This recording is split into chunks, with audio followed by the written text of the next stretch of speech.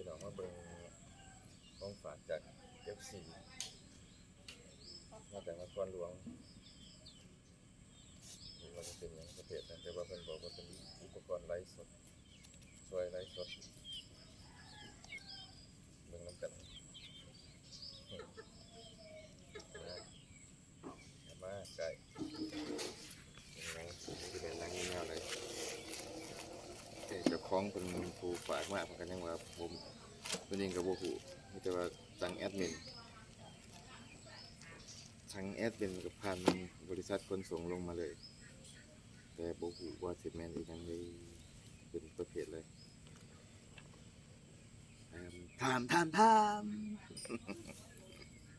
เลย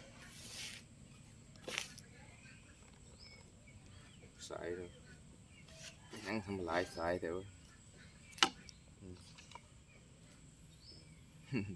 โอ้โหว่าจะใส่เป็นบ่เนาะเลยเนาะขอบใจเด้อ FC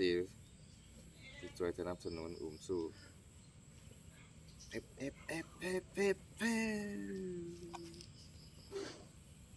โอ้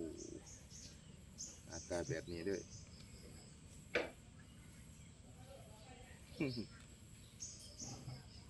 โอ้โหว่าจะใส่เป็นบ่เลยเนาะ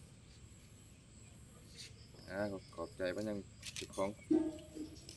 วัสดุ